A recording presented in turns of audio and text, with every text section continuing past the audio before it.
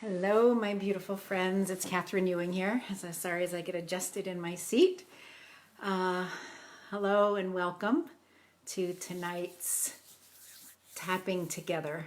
Um, Welcome. I'm just sort of settling down from a long day of being with clients. Hi, Linda. And just felt like I wanted to jump back on and share some time with you all to kind of check in and see how you're all doing and see if we can do some tapping together to bring down sort of our collective. Oh, thank you. I was just noticing how, as my hair gets longer, since I haven't had a haircut now in, probably 8 weeks or 7 weeks or so, it's starting to flatten out. But hey, I suppose if that's the worst thing I have to worry about. So anyway, here we are. And as people come on, thank you. If you're here and you haven't said hello, please do. I love to know who's on and who's connecting as we're coming together in community. And I'll also ask we'll do sort of a quick check-in. Just pop in a number on a scale of 1 to 5. 5 being, I'm doing great, right?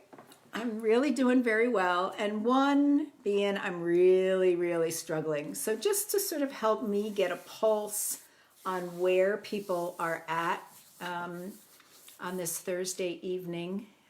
If you want to pop that into the chat thread, that would be great. And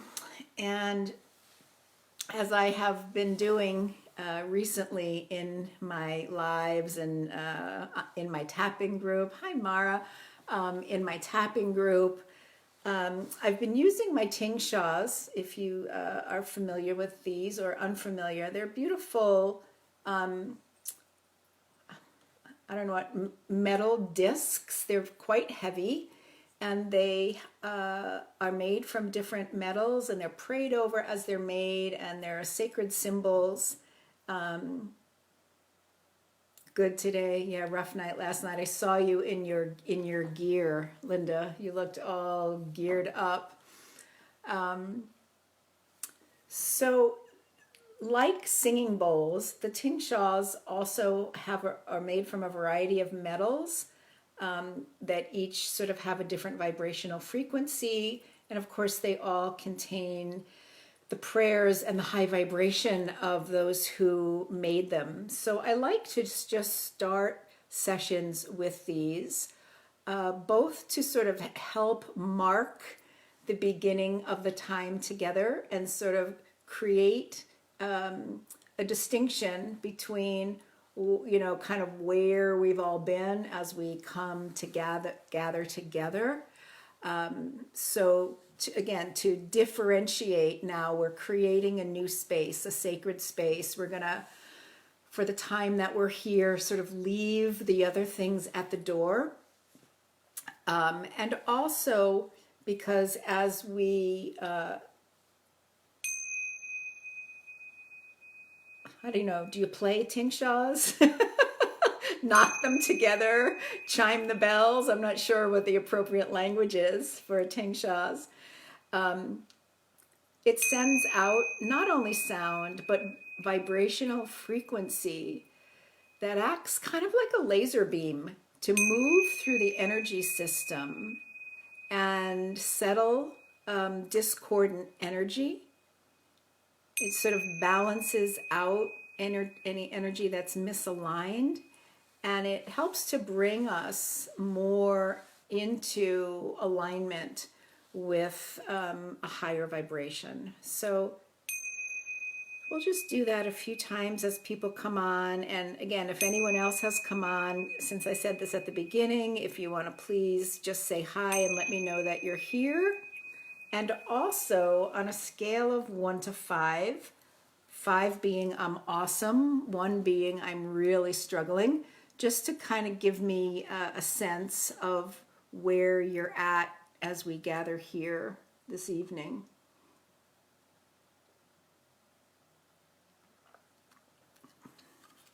And before we move into the tapping, I just want to share some thoughts. And if you've, heard me speak before, some of this is going to sound very familiar. Yeah, Mara, I'm sorry.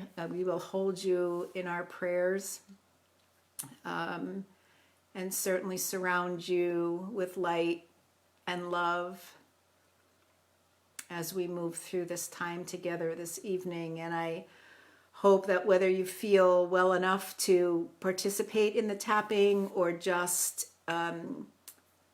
kind of sit back or lay back and experience it, please know that the energy is there for you. There's no barrier in time and space. And I know I speak on behalf of the group, that we're all sending light and love to you. So I want to create some context before we go right into the tapping. And again, if you know me, if you've heard me speak before, this is not going to be new information. But I will ask you to listen with new ears. Because I know for me, even having been, sort of on a conscious spiritual path for, 25 or 26 years now, I can always hear something new, right? There's always a nuance. There's always a new way of saying something. There's always a new perspective. There's someone else's languaging around something that might be different from my own. And so, even if I know the basic concept, if it's something that I'm very familiar with, I try to, as the Buddhists would say, have a beginner's mind, right? To really be open as though it's the first time I'm hearing something, because that's really the only way you can learn anything new. If you have the idea that I already know this, right? Or, oh yeah, I've heard this before, it literally closes off your ability to take the information in a new way. So I want to talk a little bit about what's going on with your amygdala or your nervous system or your vagus nerve, however you might identify the part of your body that's activated, and has your energy activated. So especially in this, and why EFT helps so much with this, and especially now as all of our systems are more highly activated, whether we're consciously aware of them or not, whether our lives are more or less unchanged in terms of our daily routines, as compared to others whose lives are really impacted in a very large way. All of us, because we are one, and I think we've seen now, because this virus does not discriminate, right, in terms of age or gender or wealth or nationality or ethnicity, or religion, right? It's an equal opportunity virus. And on the one hand, that can be a challenging thing. On another hand, hey, Linda, that for me points out even more clearly that we really are one. It points to a unity consciousness. We are all in this together. There is no one who is immune from this. There may be some who can get the testing more easily or, whatever. But in terms of the virus itself, every person is just as susceptible and vulnerable as everyone else. So I'm going to talk about the way that, the virus is affecting all of our nervous systems. The other thing I'm going to touch on a little bit is why this may be more activating for people who have had childhood trauma or dysfunction. it may be fairly obvious, but I want to address it because, as I do my work every day, I am mostly working with and speaking to clients, people who have had some outside of their family system. Hey, Deborah Lynn and Jen, nice to have you. Most of us haven't gotten to this point in life without having experienced some kind of trauma, whether we would identify it as like little t trauma or a major trauma. So just in terms of tapping, the reason that I love this and I want to get on and do it with you is that it's the best system that I have found. It's not to say it's the best one, but it's the best one that I have found. And I've been, working around this stuff for a long time, that can both calm the amygdala, right? So turn down the dial on that fight or flight response in our brain in the moment. So right in the present moment, simply by starting to tap, even before we get into the languaging. And it can also help clear and move out old energy, old negative imprints, old belief systems and patterns, and what I call trauma capsules that are held in our system, not only from this lifetime, but if you believe that we come around more than once and that we've had past lives, from our past lives. And also, and I have seen this clearly in clients who have had visions of this as we've been tapping through the lines, their ancestry, the generations of people, especially women in their families who have experienced certain types of trauma, and how that's literally held in the cellular memory, even, many generations later. So I love EFT because it can work on so many different levels and it can work on them simultaneously. As we're clearing up something in the present, it can also be clearing up similar energies that have, or energies that have a similar emotional vibration or frequency from earlier in our lives, from past lives, and also through our ancestry. And, to me, that's a pretty phenomenal claim to make. And I make it fully standing behind it because I've been doing it for long enough and experiencing the results of it, both in my life and the lives of my clients, for long enough that I can say it without any doubt or any question in my mind. So right now, as we sit in the midst of this coronavirus, our amygdala, the part of our brain that is like the guard in the watchtower, right? It's looking out for potential danger or potential threat all of the time. It's the part of our brain that when it feels threatened, hey Judy, it sends a message to the hypothalamus and it sets off that whole fight or flight response. So all of us on some level right now are in some degree of having our amygdala activated just because of everything that's in the collective. And so we might find ourselves doing a variety of things to deal with that. It's sort of like having your car in neutral and your foot on the gas, right? And some of us may just have it tapping the gas really lightly, and for others it may be, pedal to the metal, full on revving the engine and high activation and a lot of anxiety, right? And the things that result from that. So, and we're going to be tapping on those things. So we know that there's fight and flight. So we'll talk about those two first. So the fight is when we perceive a threat, our body gets into a defensive position, ready to defend itself. And I know this example is used a lot back in the days where saber-toothed tigers were a thing, and you come out of your cave and one happens to be there, your body in that moment isn't going to analyze, there's a saber-toothed tiger, what should I do? It's either going to go into fight mode, which is, to try to fight the beast, or flight, which is to run away. So that's pretty classic, right? But we also know that there are two other F's. There's actually not just fight or flight. There's freeze, right? Deer in the headlights, or faint. That's the possum thing. That's play dead until the potential danger goes away. So all of those, fight, flight, what did I say? Fight,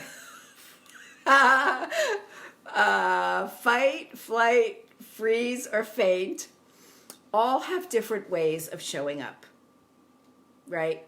The fight might be our brain telling us we need to do something, and that might be overdoing. It might be, at this point in time, it might be overdoing work. It might be overdoing watching the news. It might be overdoing worrying. It might be overdoing cleaning, right? As sort of a distraction or an obsessive way to keep ourselves occupied so that we don't think about the threat at hand, right? So that's one possibility. So overdoing, excessive worry.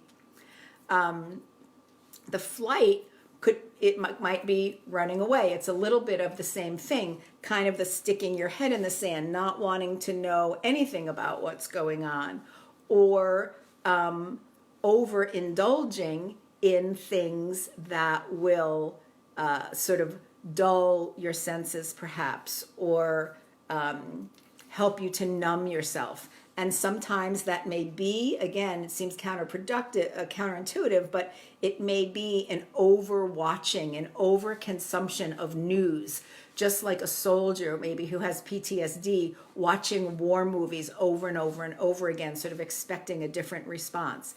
It could be over-consuming food or alcohol, or overbuying on Amazon, or in this case, the folks who are hoarding the toilet paper as a way to feel some sense of control over this situation. So the freeze response is more like paralysis or procrastination, where we really sort of can't get ourselves to do anything. We just kind of feel stuck, right? We know that maybe we should be doing some exercise, or maybe use this time to do some decluttering, or reach out and connect with people, but there's something that just is not allowing us to move. And so that's the sort of the freeze response. And the faint response is a little bit like that, maybe not as conscious, where we just kind of collapse into ourselves. And it may be depression, right? It may be having a hard time getting up every day, or even getting in the shower, or just moving through the day in some kind of rhythm or routine. So lots of different ways that we can be reacting to this. Other people, it's insomnia, again, because the motor is running too much. The excessive worry is there, and they can't calm it down enough to relax. Their mind just is in this we've got to be on high alert all the time, right? So those are the different ways this can show up. And I want to just briefly speak about this reactivation of childhood trauma. If you've had an experience of trauma earlier in your life, it is likely that you may be struggling a little bit more than someone who hasn't, because of the way that this fight or flight, this panic or post-traumatic stress response works.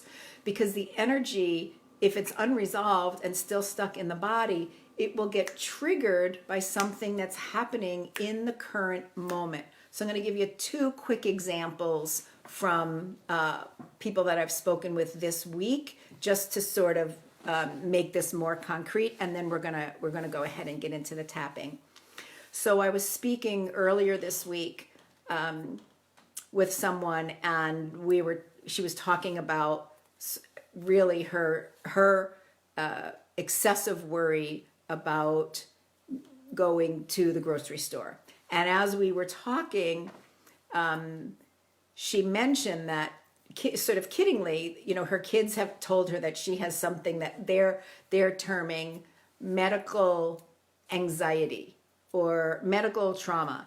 And again, the conversation continued, and I said, so, how long has that been true for you?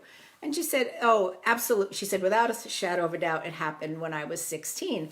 And the way that it shows up in her life is that if she has any discomfort or thing that feels weird in her body, her first thought is, oh, I need to go to the doctor and get tested.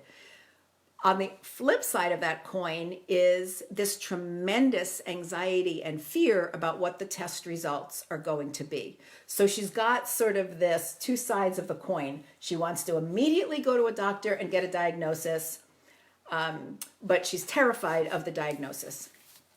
And she absolutely said, oh yeah, all of this anxiety started when I was 16. And I said, well, how can you be, how do you know for sure that, it was started at 16? And she said, well, I became pregnant when I was 16. So, that makes some sense. Obviously, there's, you're 16 years old. There's lots of anxiety around, discovering that you're pregnant. And so we sort of explored the testing and, we talked about it for a while, and it didn't seem supercharged to me. It didn't seem like it would account for her high anxiety now, but I just kept thinking there was a thread there. And so, I kept probing, and I was probably being a little bit of a pain in the ass, but I just kept probing and all of a sudden she sort of eyes got wide and she said, oh my God, I just remembered when she found out she was pregnant. At the same time, her doctor said to her, there's this new virus called AIDS, and we have to test you to see if you have it. And basically went on to tell her what some of the possibilities of having AIDS would be. So imagine now this 16-year-old, and she said to me, it took a week to get the results. And I sat by the phone for a week, having one panic attack after another, waiting for those results. So now you put those things together, and it's like, okay, here she was, 16 years old, pregnant, terrified that she was going to have this disease. And now she's terrified to go to the store because she might catch this other virus, right? So anyway, it's always so amazing to me how these patterns and these threads from things that, that was 30, almost 40 years ago in her life would be popping up now in direct relationship to this new coronavirus situation. Someone else who I spoke to is just really, really struggling with this, having a lot of insomnia and having a difficulty seeing that there could be any good in this. And, she basically has a belief system based on the things from her childhood that, life is just shit. Like one bad thing happens after another.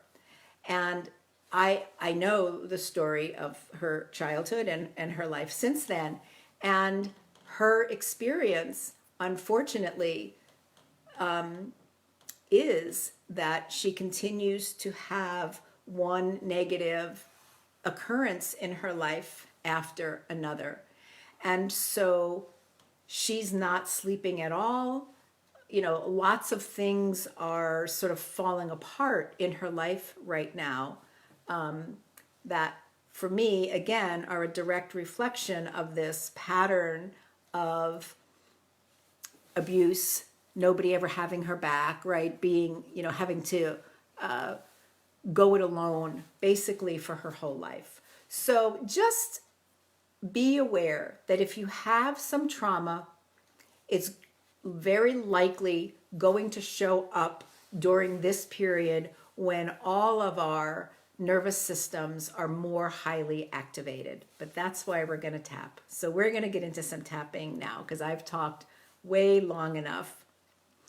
So without getting into an explanation of how EFT works, I think most of you know it, I'm just going to invite you to follow along with me. And I am literally just going to make up a script. I don't have this scripted out. I'm just going to make it up as we go along. Okay? So let's just take a breath for a moment.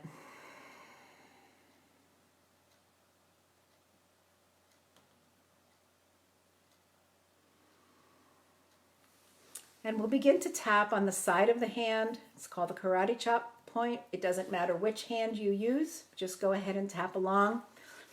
And I'm going to create 3 setup phrases that will be similar, but probably not exactly the same. So even though I have all of this anxiety and worry about this coronavirus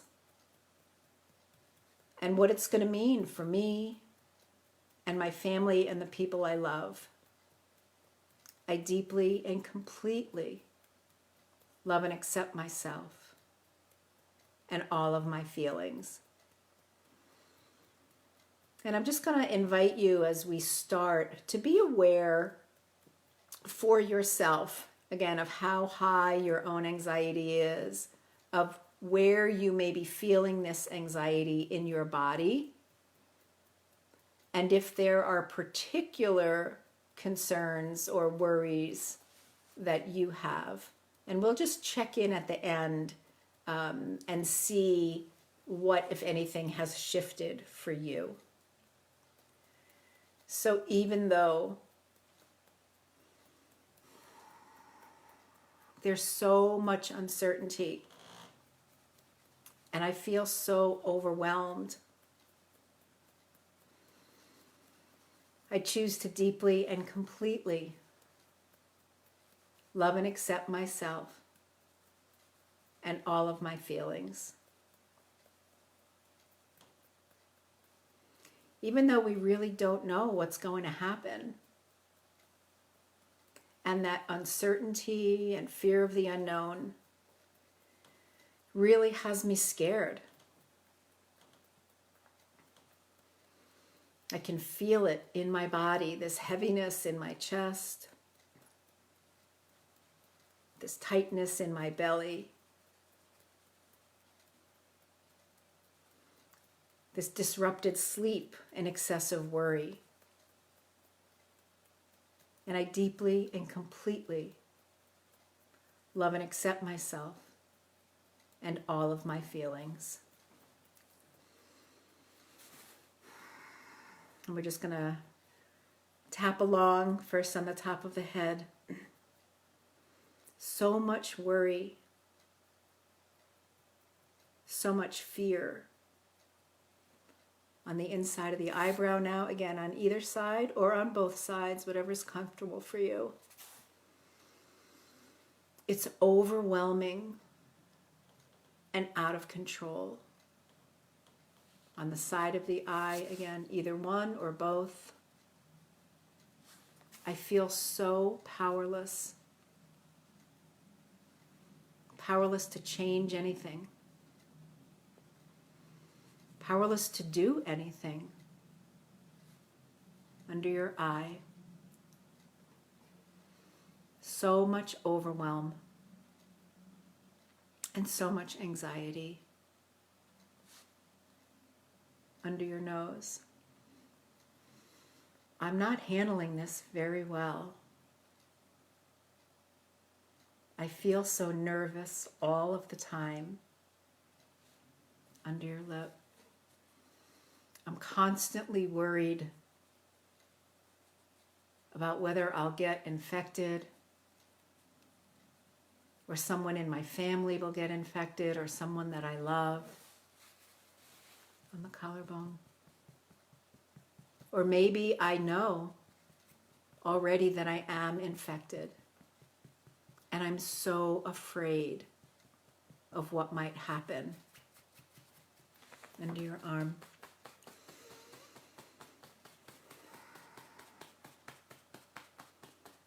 So much worry, so much fear.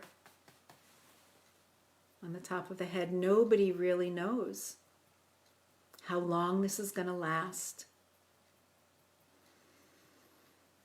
On the eyebrow, nobody really knows what the long-term effects are going to be on the side of the eye. It's really scary to think about under the eye. Hey, Suzette, it's really scary to think that I could be infected. It's really scary that I can't protect my children under the lip, and it's really sad that I can't be with them and hug them and hold them close. On the collarbone.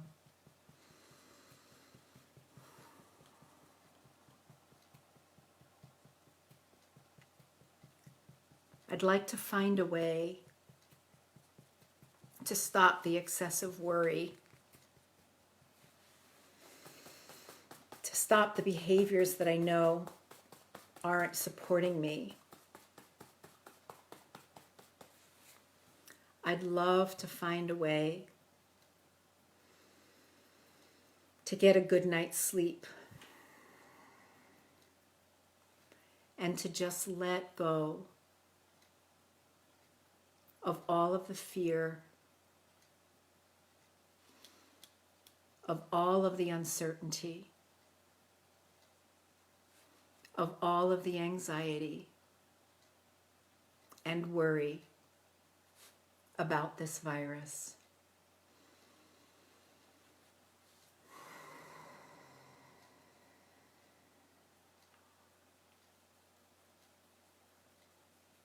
I'd like to be able to relax on the collarbone and trust that everything is going to be okay.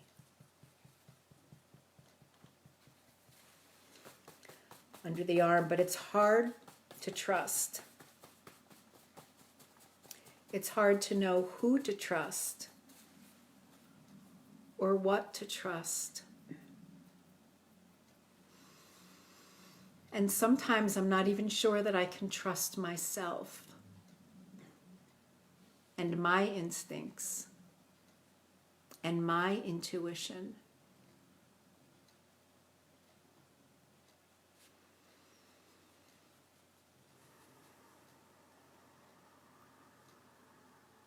But the one thing that I do know is that I can take a breath and remind myself that in this present moment, I'm here and I'm breathing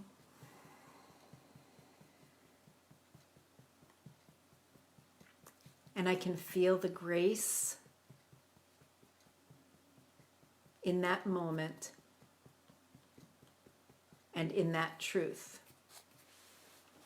So just come on over and finish tapping under your arm here for a moment. And then come on back to the karate chop spot. Hey, Sarah, Helen. And I'm just going to invite you to take a breath and check back in.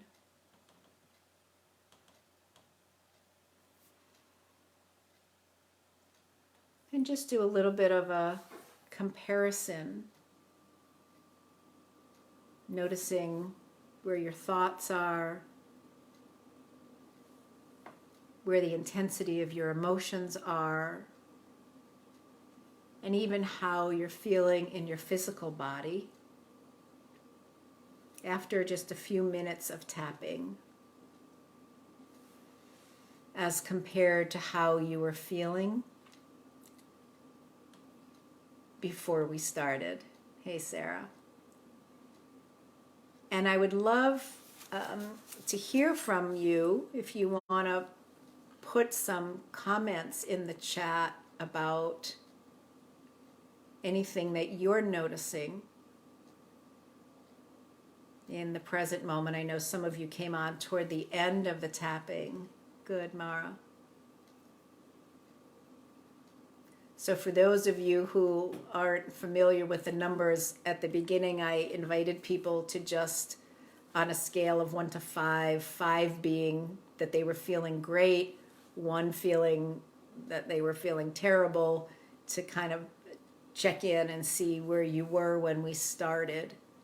And it just gives us a little bit of a benchmark to check back in with.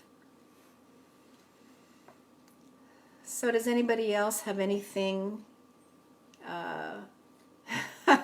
Sarah, that's so sweet.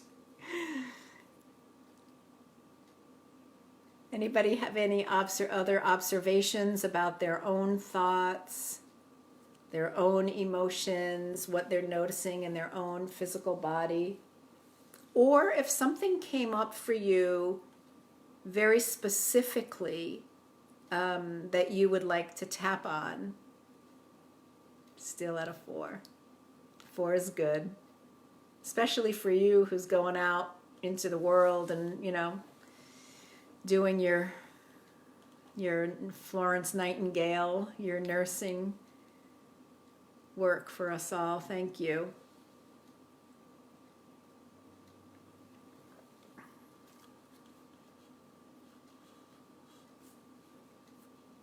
Anybody else? Because we'll do one more round before we wrap up.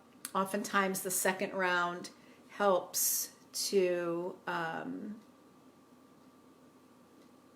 yeah, thanks Jen for the reminder to be in gratitude. Helen, you could absolutely, your stomach ache could absolutely both be a part of the anxiety, the individual and collective anxiety that we're all feeling.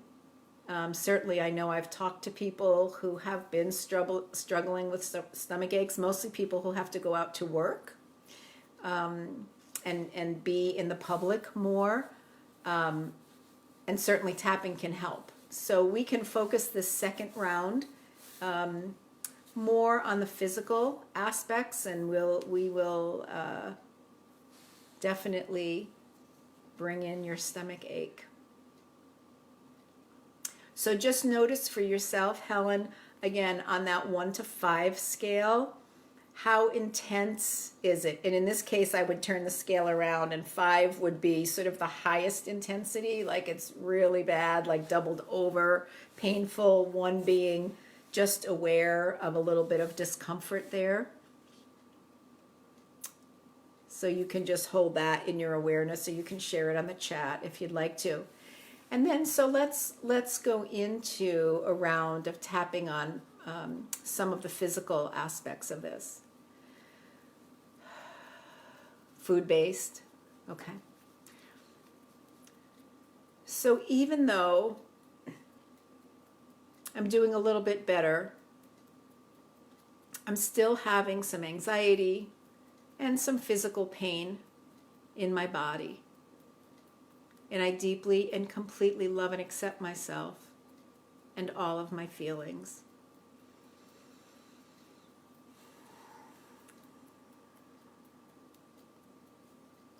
Even though I have this physical pain, this stomach ache, or this tightness in my chest, buzzing in my head,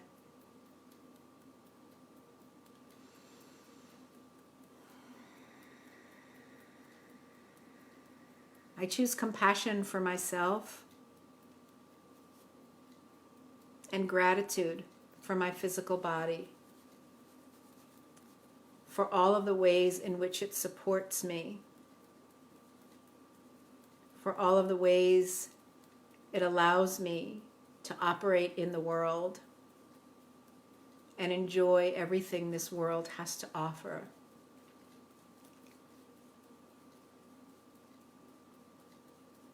And I choose to relax and send love to any part of myself that may be feeling pain or discomfort in this moment, and I deeply and completely love and accept myself and all of my feelings.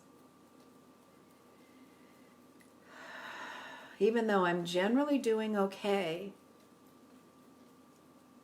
I know that this virus and everything related to it is creating stress that my body may be responding to in ways that I'm not even clear about.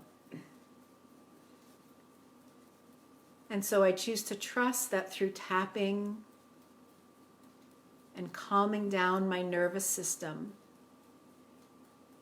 that my physical body will relax. That as I turn down the dial on my amygdala,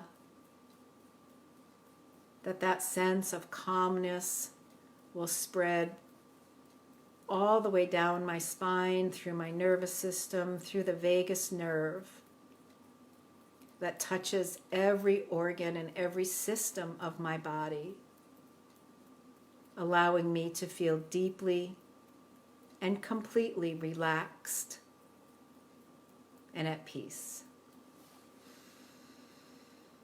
Breathing and tapping, sending the message to my amygdala that it's okay for me to relax. Even in this time of stress and worry, we can take this very moment to breathe and tap. And in doing so, we send a message to that fight or flight response that we're safe. In this moment, we're safe and relaxed. And we can allow our minds and our bodies to reflect that sense of safety and wholeness. Because we know that as we relax, we send healing chemistry through the body that will support us on every level. When we can be in a place of appreciation and gratitude, joy and love, we change the chemistry in our body. When we hold those higher vibrating emotions for as little as 17 seconds, every little cell in our body responds. Every cell in our body begins to change as a new supportive chemistry begins to run through our body, replacing the harsher chemistry of adrenaline and cortisol that runs when we are in the stress response. Higher vibrating chemistry, the serotonin, the dopamine, and other chemicals associated with those higher vibrating emotions will run through our body, not just as we're tapping, but even after we're finished. And as they do, that healing chemistry will run through every cell, beginning to relax and repair and renew every cell in our body. And in turn, that will increase our immunity. It will shore up our system. It will provide a protective energy that will help support us and will help to fight off any potential virus or illness. So choosing in this moment to be in a place of gratitude and appreciation and joy and love for everything that we do have.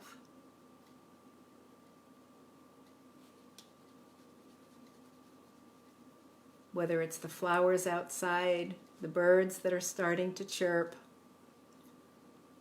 the love and support of family and friends, the awareness of the unity consciousness and all the kindness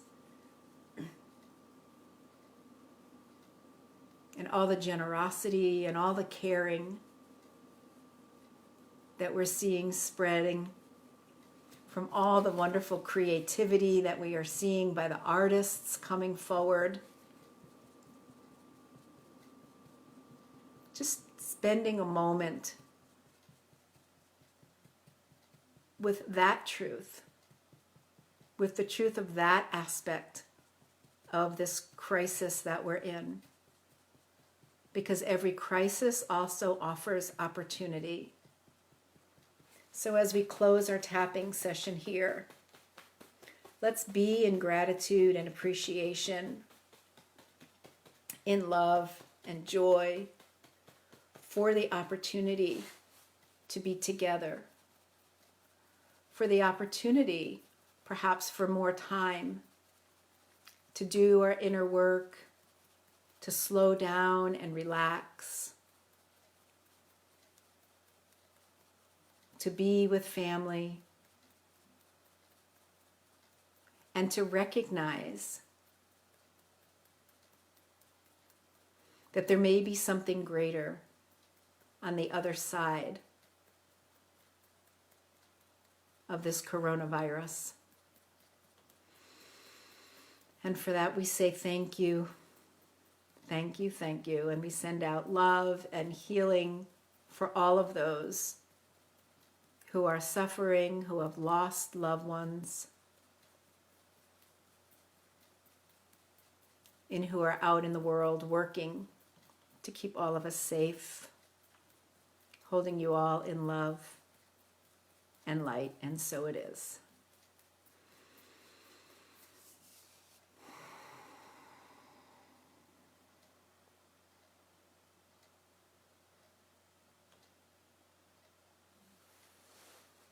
So just allowing that energy to settle. I'm just gonna chime it in for a moment.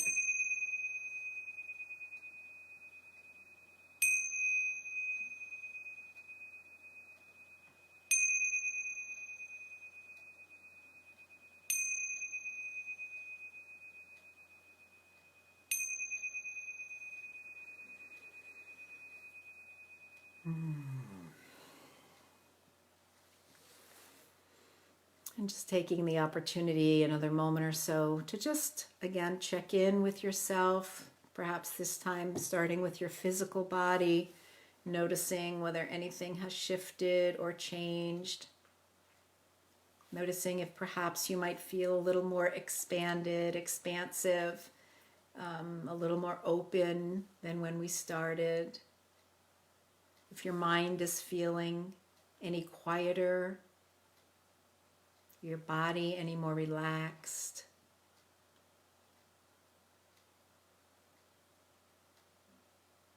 And so if anyone just wants to share anything as we sort of bring our time to a close, feel free to add your thoughts or observations into the comments. I appreciate you all being here so much. I wish you health and well-being. And I'm grateful for you being in my life. Good, Linda.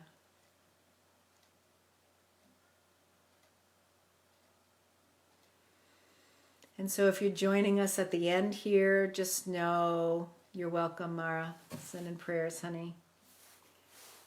Just know that this will be posted. Good. Well, I'm glad you feel a little more relaxed, Helen. This will be posted on my regular Facebook page. Also, if you're, I will post it in my Divinely Inspired Feminine Leaders. If you're not in that group and would like to be, please feel free to join us. And I also will create, there you go, Jen.